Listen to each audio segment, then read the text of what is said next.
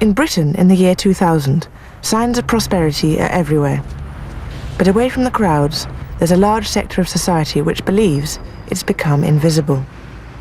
You feel as though you don't exist because you can't do the things that everybody else is doing. You can't go with the swim of life. There's so many things you have to say no to and things that you can't do that you would love to do or everybody else takes for granted.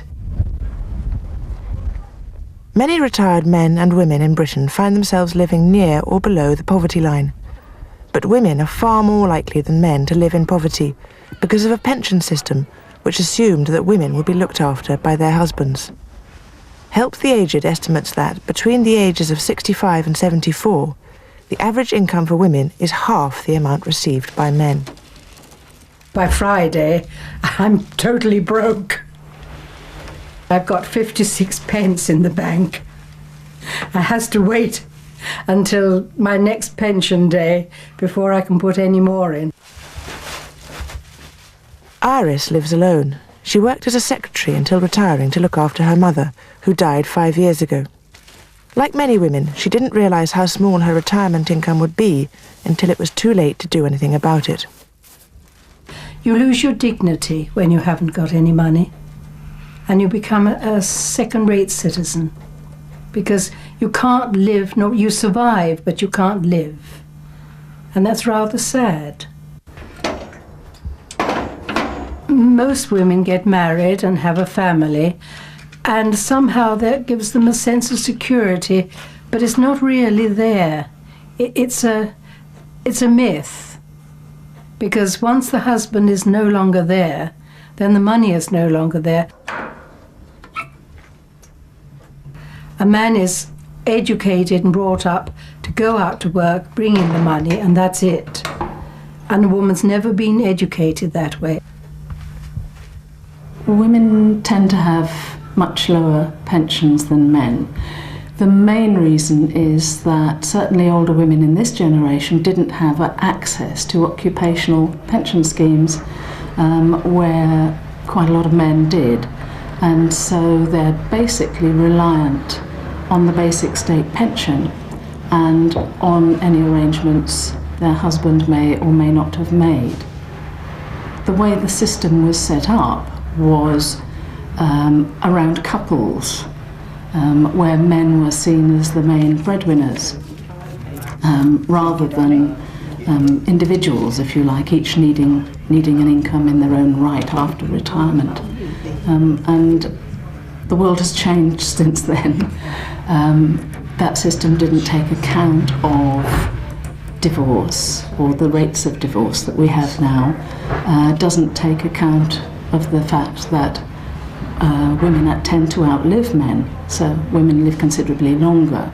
There are an awful lot of particularly very much older women who are living on very small incomes indeed compared with the rest of British society. Rose's husband died 8 months ago, after a marriage that lasted 70 years. She worked from the age of 14 until she was 65, but like many women, she has to get by now on an income which is only just above the poverty line. You get to learn to manage on a very small amount. And pension for men is much higher than women. Women who work for years and get a pension, but it's the man that gets the higher pension. If you're in the town, you're walking, then you know, you watch people, and they're dressed, they've got a nice dress, they've got a nice car, then you know there's a pension in there. A man will have nice shoes, nice suit, all these wheelbarrow things are going around, you know, then you know, again, they get help, and they still get better than the woman. Every day, Rose walks to a club for the elderly, where she can have a cheap meal and meet her friends. It takes her an hour and a half to walk there and an hour and a half to walk back. But walking is free. If she had to get the bus, it would be hard to find the money. To me, that club is everything. Well, it put new life in me. After her husband died, Rose suffered from a period of depression, and coming to the club helped her recover. I wish we had more clubs like this for the old people. Now that I do mean. And they're older, most of them live alone. They've got nobody. And look at the comfort they get from that, you see? I mean, I don't want to do that terrible long walk, but I know I'm going to get somebody to be with. And I come home after lunch. But, I mean, that is a tonic to me. So it really is a tonic. And that is victory. Because, I mean, you're fighting the depression yourself, you see? It's marvellous. And old people are like that. We know that there's a huge amount of depression amongst older women, and I can't help feeling that arises because there isn't this sort of recognition of the value of what they contribute to the rest of the world. And I've got two faces, do you understand what I mean? One, I mustn't let anybody see the bad one, and every comedian is sad inside, though he tells you he's happy. Same thing. Contact with other people and the outside world is vital in the fight against depression. When you get you're walking on the street, no reason at all, you weep, you start to weep. It's silly, but you can't help it, it's in here.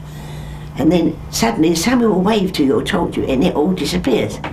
And then you think yourself, you talk to somebody, now she'll go home and think somebody cared, otherwise she'll go home to an empty room where nobody's there and cry because she's so unhappy, so miserable, so lonely, you see. So you understand her misery because you got that misery. So you all help each other to overcome depression. There are times when I get depressed and I think it's just I can't go on anymore and it's just not worthwhile. I've been down so many times and I've always come up again.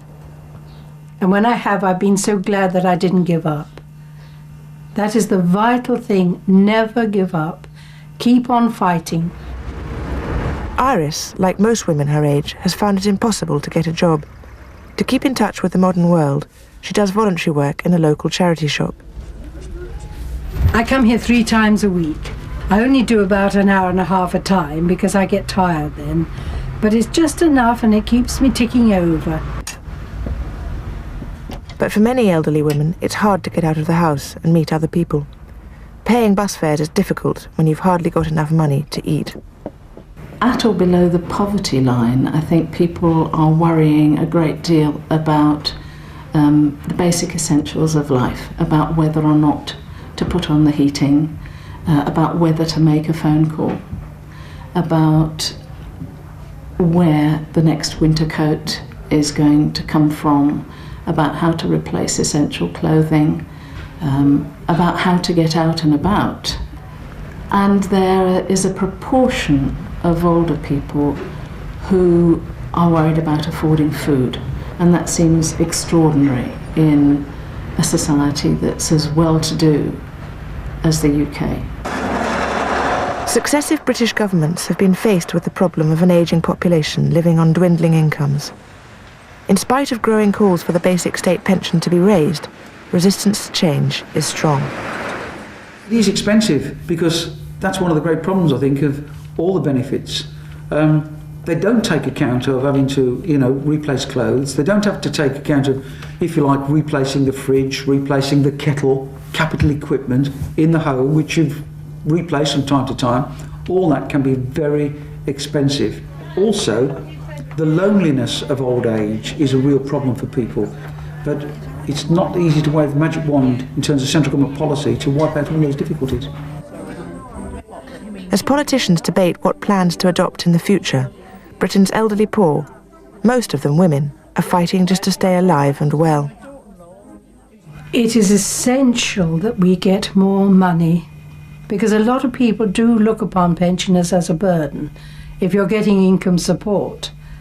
We have to live. You can't take us all out and shoot us because we haven't got the money. And we have a right to live the same as anybody else. And everybody has to get old.